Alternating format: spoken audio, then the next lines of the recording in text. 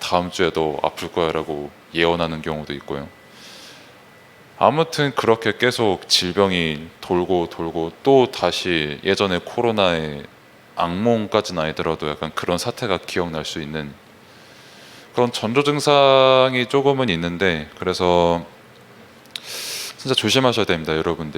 여러분들의 건강을 먼저 스스로 조심하시고, 또 이미 그 병에 걸리신 분들도 내가 조심 못해서 걸렸구나, 나는 쓰레기야, 이렇게 생각하시지 말고, 지금 있는 그 집의 자리, 그 영상으로 보는 모든 분들도 동일하게 하나님께서 지금 주시는 힘을 얻기를 바랍니다. 그리고 혹여나 막 자기가 아프거나 할 경우, 우리 교회 랩런트 분들이 참 그걸 너무 잘해요. 자기가 아픈 거 하나는 기똥차게 말을 잘해.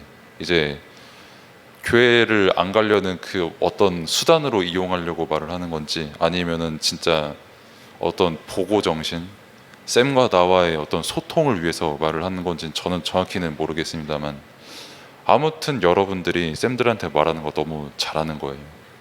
그래서 저한테 이렇게 아픈 소식을 전한 그 랩런트 분들도 너무 잘한 겁니다. 그래서 그렇게 여러분들이 함께 그 부분은 소통을 해주고, 또 이제 교회에서 이제 여러분들과 어떻게 함께 인도받아야 될지 결정을 내려야 되는 부분도 있으니까 그 부분도 함께 인도받기를 바라고요.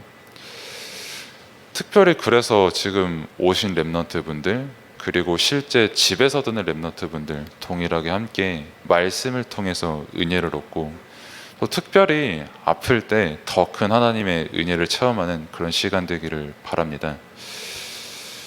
그래서 오늘 본문에 전도자 바울이 이렇게 교사들과 함께 나오고 선지자들과 나오고 바나바 이렇게 나왔잖아요. 그래서 전도자 바울의 등장 이렇게 나왔죠. 그래서 그 사람들을 우리는 뭐라고 부르냐면 동역자라고 부릅니다.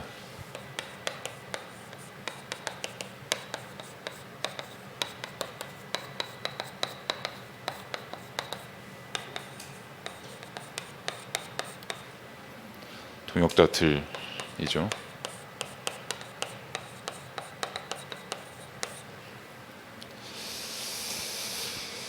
주의 종과 함께하는 동역자들이 오늘 본문에서 봤던 선지자 분들이었고, 이제 교사님들, 지금 여러분들이 보는 쌤들도 교사님들이겠죠.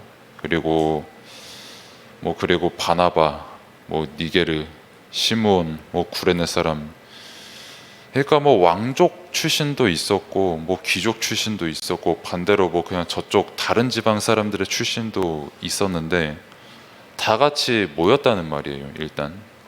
그리고 모여서 바울과 바나바와 함께 동역하기 위해서 모였거든요. 그리고 동역하기 위해서 함께 모여서 기도했거든요. 그러면은 주의 종은 누구며 그 동역자들은 누구고, 그 동역자들을 왜 그러면 함께 하려고 모였는지에 대해서 강단을 통해서 우리에게 그 답을 주셨고, 실제 우리가 답을 확인할 수가 있죠. 그러면은 주의 종이 누구냐? 그러니까 여러분들이 강단 말씀을 들으면은 목사님께서 항상 주의 종 하는 말씀을 들어라, 주의 종은 하나님의 말씀이 태어난 사람이다, 이렇게 말씀을 계속 받잖아요, 여러분들이. 그러면은 여기서 말하는 주의 종이 누구냐라고 했을 때, 그리스도의 종이 주의 종이고,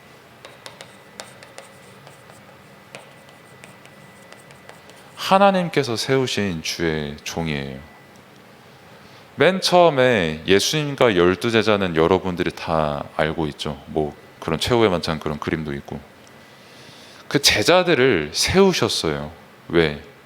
이 말씀을 계속 전달할 누군가가 필요하거든요. 예수님께서 함께 하심과 예수가 그리스도라는 사실과 왜 예수님께서 태어나시고 죽으시고 부활하시고 승천하셔야 되는지에 대한 그 일을 증거할 사람이 필요하거든요. 그래서 예수님께서 12제자를 세우시고, 그 제자와 더불어 후에 바울도 함께 세우시고, 그 제자들과 바울을 통해서 계속해서 복음이 증거됐거든요. 어디까지 증거됐냐면 지금 여기 우만동까지 증거됐거든요. 그때 증거됐던 그 내용, 그리고 지금 우리가 말씀을 보는 내용 똑같습니다. 그게 예수님의 뜻이었고 하나님의 소원이었고, 지금 그래서 여러분들이 말씀을 듣는 게 하나님의 소원의 성취인데, 그 소원을 성취하시려고 하나님께서 누군가를 세워야 되잖아요. 그 말씀을 전달해야 되니까. 그래서 하나님께서 세우신 그분이 바로 주의 종이고, 그분은 그 누구의 종도 아닌 그리스도의 종이에요. 그래서 강단에 서시는 우리 목사님이 그래서 주의 종이고, 그래서 그리스도의 종으로서 하나님께서 세우신 그 사명을 받아서 우리에게 항상 말씀을 선포하시는 겁니다. 그래서 우리는 지금 이 순간에도 목사님과 함께하는 게 곧 주의 종과 함께하는 거고, 동역하는 거고, 그리스도와 함께하는 그 응답을 실제 누리는 거죠.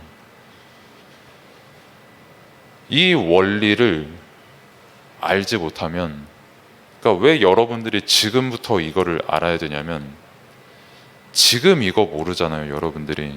그럼 일단 교회에서 싸웁니다. 일단 목사님이 사람으로 보여요. 그리고 저도 약점 많은 사람으로 보입니다. 실제 약점 되게 많고요.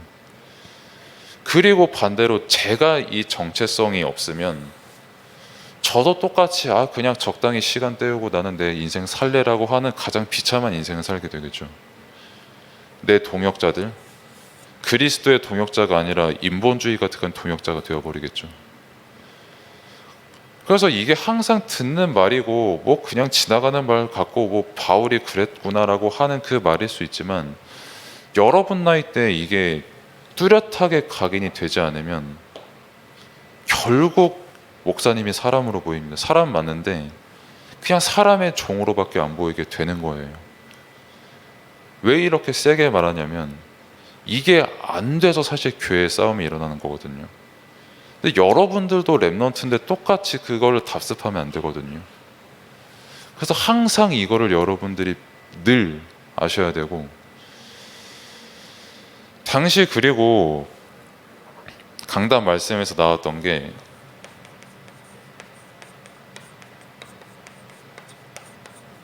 유오디아와 순두계 이렇게 나왔죠. 우리 목사님께서는 뭐 순장로라고 하셨고, 류 목사님께서는 순두부라고 하셨던 이 순두계가 나왔었는데, 왜 이 두 분이 언급이 되냐라고 했을 때 두 분 다 장로님이었다고 목사님께서 말씀 주셨어요. 근데 싸웠어. 그러니까 트러블이 일어났어, 이 둘이. 그 흔히 속담 여러분들이 알겠죠? 유명한 속담이니까. 그 고래 싸움에 새우등이 터진다고 흔히들 말을 하잖아요. 그래서 교회에서 이렇게 직분을 맡은 두 분끼리 이렇게 맞짱을 뜨면은 여파가 굉장히 큽니다. 공기의 무게가 달라져요. 교회 출입구를 여는데 뭔가 되게 어색하면서 약간 집에 가고 싶은 그런 생각도 조금 들게 되거든요, 이 두 분이 싸우면. 근데 이게 비단 두 분만의 얘기냐라고 했을 때 모든 교인들에게 동일하게 해당되는 얘기거든요. 그냥 쉽게 말해서 이 유오디아는 그냥 순두개가 불편했고, 이 사람도 그냥 이 사람이 불편한 거예요. 그럼 똑같이 교회에서 양심적으로 우리가 생각을 했을 때, 교회에서 진짜 내가 불편한 사람 단 한 사람도 없냐라고 내가 먼저 질문해 봐야 됩니다. 여러분들이 저를 불편할 수도 있고요, 제가 여러분들 불편할 수도 있어요. 저를 좋아하는 사람이 있을 수 있고, 싫어하는 사람이 있을 수 있고, 재밌다고 느끼는 사람이 있을 수 있고, 왜 이렇게 못 알아듣는 말만 하는 사람이냐라고 생각할 수도 있어요. 그럼 저도 똑같이 제가 인간의 입장에서 보면은 앞에서 이렇게 여러분들 다 보고 있잖아요. 뭘 하고 있는지, 어떻게 생각을 하고 있는 것처럼 보이는지 다 평가를 할 수가 있잖아요. 근데 거기에 그 수준에 속으니까 둘이 트러블이 일어나는 겁니다. 당장에 교회 갈 때도 마찬가지고 학교 갈 때도 마찬가지로 그룹이 있고 친구가 있잖아요. 인스타도 팔로우하는 사람 있고 아닌 사람 있잖아요. 양심적으로 한번 질문해 보면 됩니다. 내가 진짜 이 교회 딱 왔을 때 내가 불편한 사람 단 한 사람도 없나? 근데 이 사람들은 그게 있던 거고 그게 드러난 거예요. 유오디아는 순두개가 너무 불편했고, 순두개는 유오디아가 너무 불편했던 겁니다. 그래서 왜 이렇게 됐냐라고 했을 때 답을 주신 게 본질을 놓쳤다고 말씀을 주셨죠. 우리가 교회를 왜 왔습니까? 라는 그 질문, 그리고 왜 내가 렘넌트로 부름받았냐, 이분들은 장로님이라고 했으니까 왜 이분들이 장로님으로 이렇게 세움을 받았냐 라고 했을 때 그 본질을 놓친 거예요. 그냥 유오디아 입장에서 순두계가 만약 장로님이라고 하면은 순두계 장로님, 하나님께서 세우신 순두계 장로님이 아니라 그냥 저 띠꺼운 순두계 이렇게 보인 겁니다. 이분 입장에서도 똑같이 그렇게 보였겠죠. 주의 종을 대할 때도 마찬가지고요. 내가 맡은 렘넌트 혹은 나를 지금 만나고 있는 쌤, 이 쌤은 왜 이렇게 나한테 팩트 폭행만 하냐, 이 쌤은 왜 이렇게 나한테 노잼적인 말만 그렇게 계속 이야기를 하냐, 이 렘넌트는 진짜 기초가 성립이 되어 있는 게 맞냐 라고 하는 수없이 많은 그 질문들이 만약에 본질을 놓친 상태에서 그렇게 되면은 똑같이 불편해지고 똑같이 싸우는 겁니다. 그거는 동역자지만 사실 응답을 놓치고 있는 거예요. 그러면은 말씀에서 우리에게 뭘 하라고 했냐라고 했을 때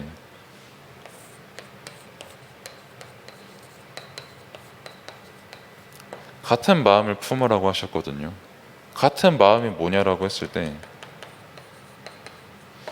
니네 복음 믿고 은혜 받아서 교회 온 사람들 아니냐? 구원 받아서 그런 사람들인데 진짜 저 사람 평생 동안 섬겨도 모자랄 판인데 이 복음으로 받은 그 은혜 평생 동안 보답해도 모자랄 네 신분인데 그 사소한 거 하나 가지고 유오디아 너는 순두개랑 그렇게 싸우고 있냐 라는 거를 말을 하는 겁니다.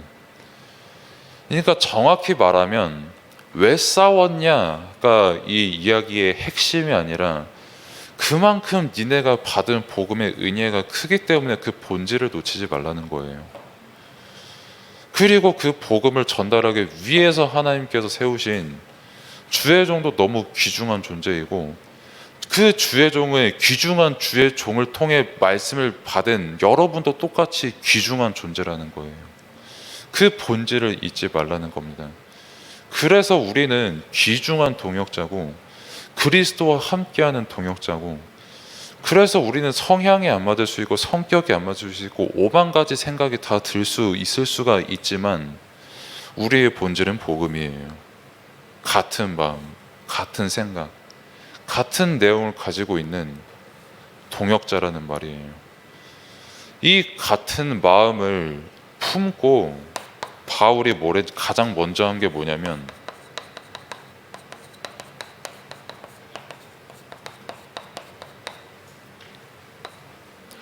사도행전 13장에 보면은 금식해서 기도했다 이렇게 나왔거든요.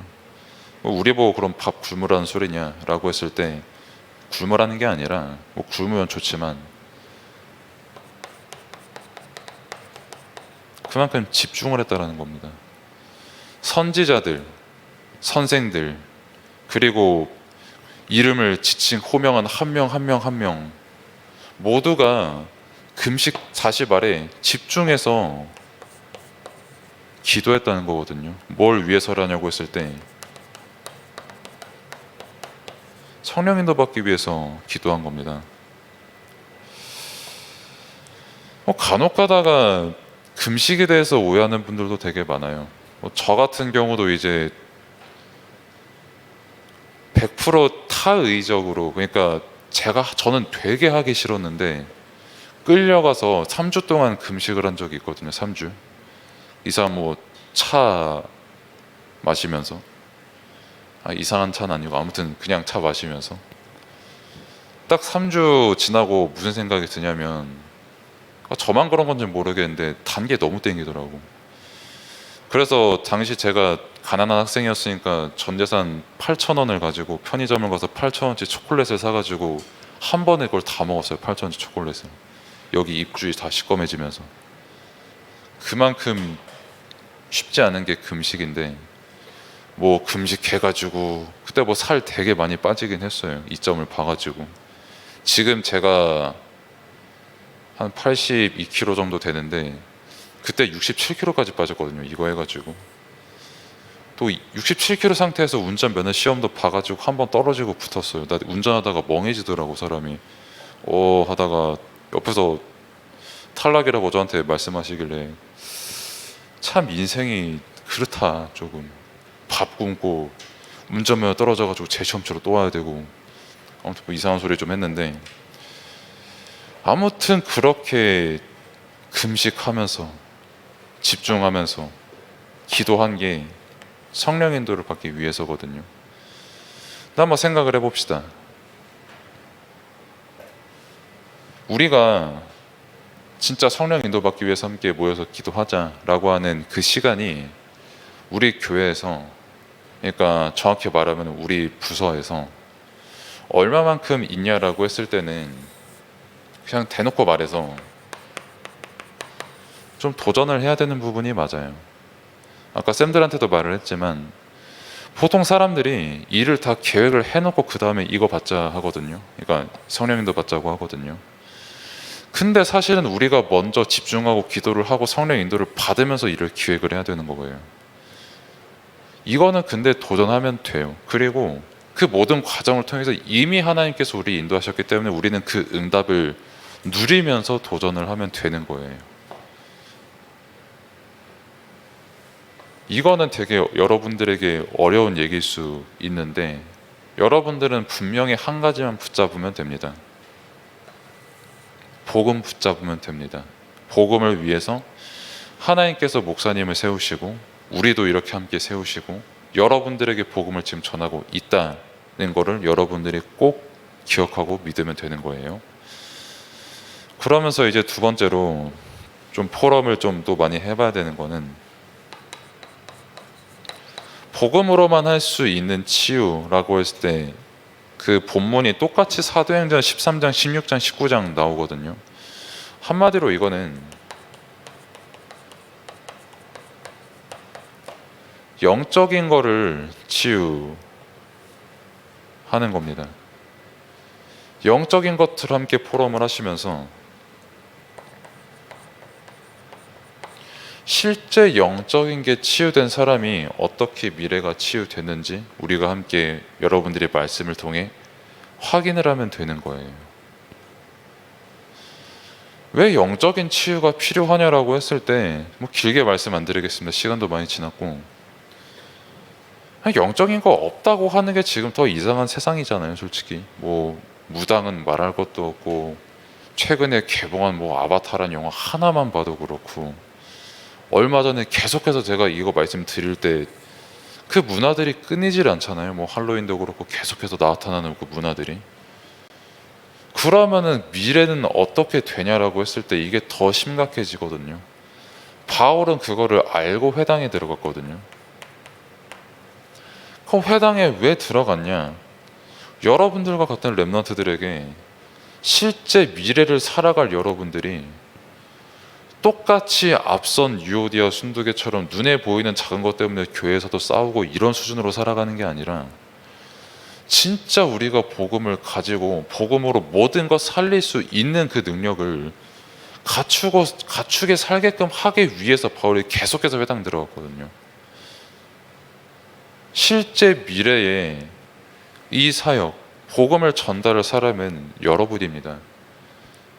뭐 저도 마찬가지겠지만 실제 하나님께서 미래 시대의 복음을 전할 사람, 다시 말해 하나님께서 목사님을 세우시고 동역자를 함께 세우신 그 일에 동참할 사람들이 지금도 여러분들이 동역자가 맞지만 실제 미래를 살릴 분들이 바로 여러분들이에요. 그래서 진짜 영적인 답 분명하게 복음으로 붙잡고, 그래서 사람 보고 속고 환경 보고 속는 게 아니라, 그래서 본질을 놓치는 게 아니라 모든 것에 성령 인도를 앞서 받는 여러분들이 되기를 바랍니다. 지금 여러분들이 이렇게 말씀을 들으러 온 것도 성령 인도고요. 이 말씀을 가지고 뭐 일주일 중에 뭐 한 1분만 생각을 했다. 말씀을 1분도 아깝고 한 10초 동안 말씀 한마디 띡 하고 생각하고 끝났다 라고 하는 그 순간도 분명히 성령의 인도고 거기에 역사가 일어나거든요.